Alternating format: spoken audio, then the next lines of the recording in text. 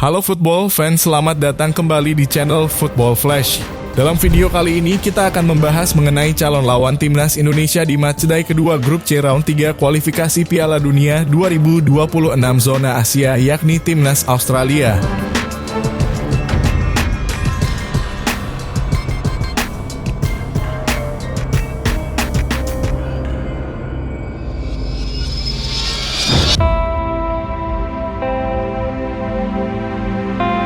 Negeri Kangguru datang ke Gelora Bung Karno dengan luka yang cukup membekas setelah di pertandingan sebelumnya timnas Australia secara mengejutkan harus takluk 0-1 dari Bahrain di markas mereka Stadion Superbus. Di laga perdana grup C tersenut, Australia harus mengakui keunggulan Bahrain lewat gol bunuh diri Haris Soutar yang terjadi di penghujung babak kedua.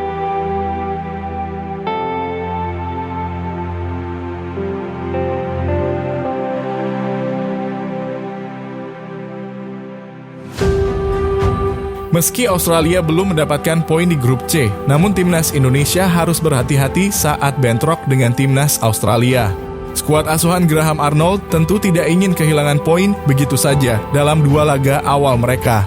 Jika Australia menelan kekalahan atau hasil imbang saat melawan Indonesia, tentunya kondisi tersebut akan membuat langkah mereka semakin terjal di grup C.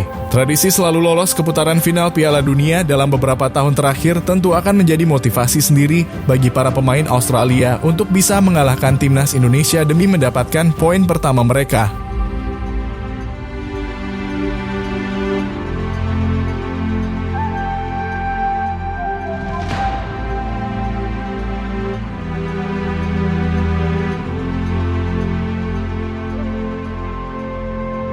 Di sisi lain, timnas Indonesia tentunya sedang mendapat angin segar setelah tampil luar biasa dengan menahan imbang Arab Saudi 1-1 di King Abdullah Sports Stadium di laga perdana grup C.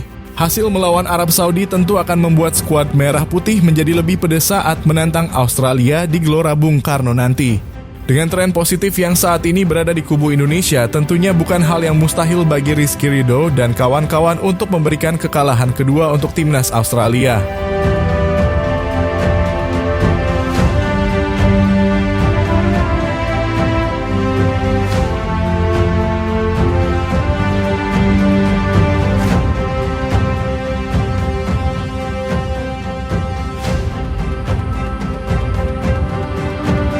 Australia sendiri tentu akan bertekad bangkit di laga ini. Kekalahan atas Bahrain di kandang sendiri jelas mengacaukan perhitungan prediksi poin yang bisa mereka dapatkan di laga kualifikasi ini. Kekalahan itu membuat tim Negeri Kangguru harus mencari poin pengganti di laga terdekat untuk tetap menjaga asa lolos ke babak berikutnya.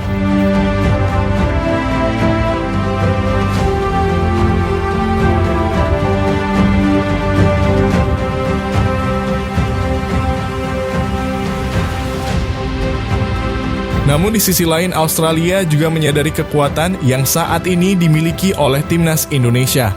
Di masa lalu mungkin mudah saja bagi Australia untuk mengalahkan Indonesia. Tapi saat ini sepak bola Indonesia sedang bertransformasi ke arah positif berkat bergabungnya para pemain keturunan yang bermain di Liga Eropa dan didominasi oleh para pemain yang berkarir di Eredivisie Liga Belanda.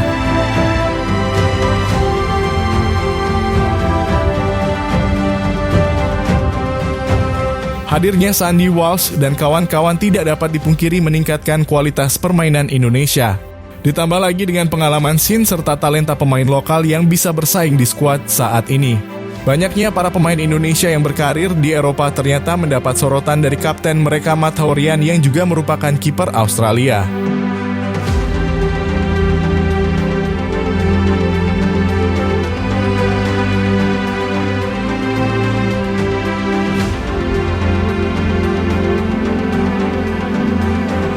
Saat ini Matt Horian berada di liga yang sama dengan bek andalan timnas Indonesia yang juga baru saja didapuk sebagai kapten timnas Indonesia yakni Jay Izzas. Rian berkarir di Liga Italia Serie A bersama AS Roma sementara Bang Jay berseragam Venezia. Duel dua kapten dan dua pemain Serie A tersebut jelas sangat dinantikan jelang bentrok timnas Indonesia melawan Australia.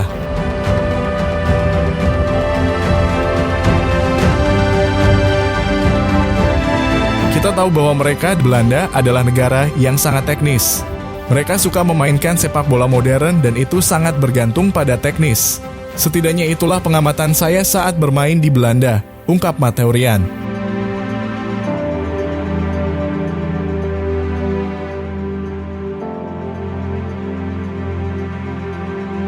Timnas Australia datang ke Jakarta dengan skuad pincang di lini depan mereka. Tim tamu akan bermain tanpa striker andalan Kusini Yingi di laga ini. Pemain yang bermain bagi Portsmouth di Inggris itu terpaksa harus absen lantaran mendapatkan kartu merah di pertandingan sebelumnya saat melawan Bahrain. Sebagai pengganti, Arnold bisa mengandalkan Mitchell, Duque, atau Adam Taggart di lini depan untuk membobol gawang timnas Indonesia.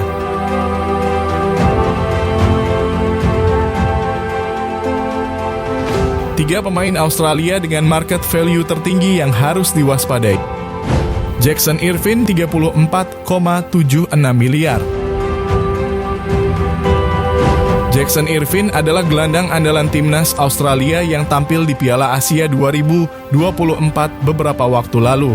Timnas Indonesia akan menghadapi Australia di babak kualifikasi Piala Dunia 2026 zona Asia. Irvine yang berusia 30 tahun telah memiliki 55 caps dan mencetak 8 gol bersama timnas, serta menjadi sosok penting yang patut diwaspadai oleh lini pertahanan timnas Indonesia.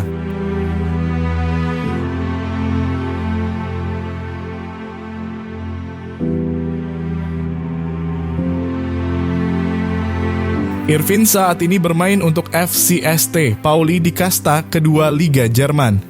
Sebelumnya, ia berkarir di klub-klub Eropa seperti Celtic, Kilmarnock, Ross County, Burton Albion, dan Hull City. Di ST Pauli, Irvine sudah mencatatkan 83 penampilan dengan kontribusi 12 gol dan 10 assist.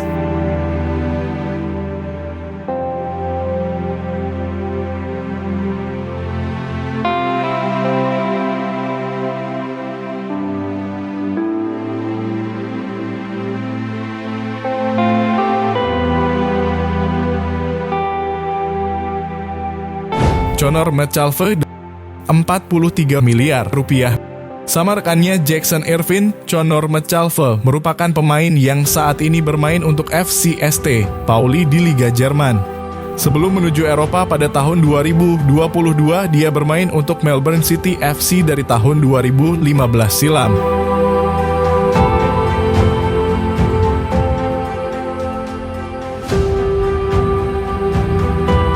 Walaupun saat ini dia masih jarang mendapat kesempatan bermain bersama klubnya FCST Pauli, namun daya jelajahnya di lapangan wajib diwaspadai oleh Ivar Jenner dan kolega. Tercatat Conor McCalvey baru memainkan 2 pertandingan dalam kariernya di Bundesliga bersama FC Pauli. Penguasaan dan pembacaan permainan saat di lapangan menjadikan timnas Australia mempunyai kekuatan dan agresivitas yang cukup berbahaya di lini tengah.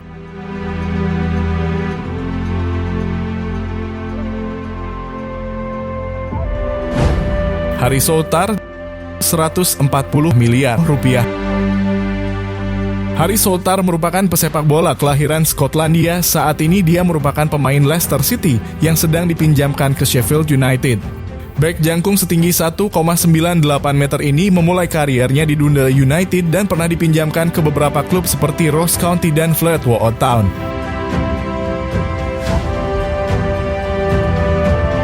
Bersama timnas Australia, Souttar cukup produktif sebagai pemain belakang. Tercatat dia telah mencetak 11 gol dari 31 pertandingan sejak debutnya pada 2019.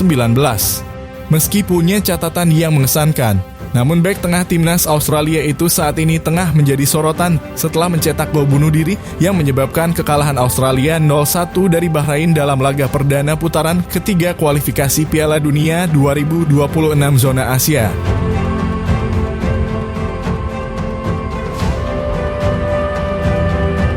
Gol tersebut terjadi pada menit ke-89 setelah bola dari tendangan Abdullah Al-Khulasi mengenai kaki Souttar dan mengecoh kiper Mateurin.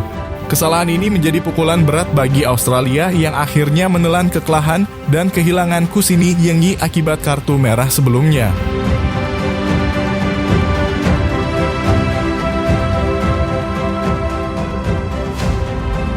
Dengan performa Souttar yang sedang goyah, lini serang Indonesia seperti Ragnar Oratmangoen dan Witan Sulaiman diharapkan bisa memanfaatkan situasi tersebut untuk mengancam dan membobol gawang Australia. Sepanjang sejarah timnas Indonesia tercatat baru sekali mengalahkan Australia dalam 16 pertemuan mereka.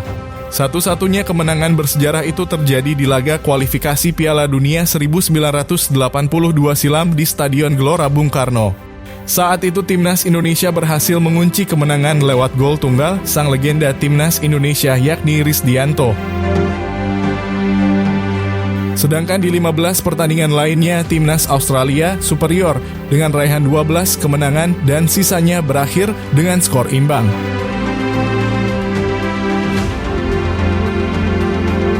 Terakhir kali keduanya bertemu belum lama ini atau lebih tepatnya terjadi pada bulan April lalu di babak 16 besar Piala Asia 2024. Sayangnya timnas Indonesia di laga tersebut harus menelan kekalahan 0-4 dari timnas Australia. Nah, football fans, kira-kira gimana nih prediksi kamu saat timnas Indonesia melawan Australia nanti? Tulis di kolom komentar ya.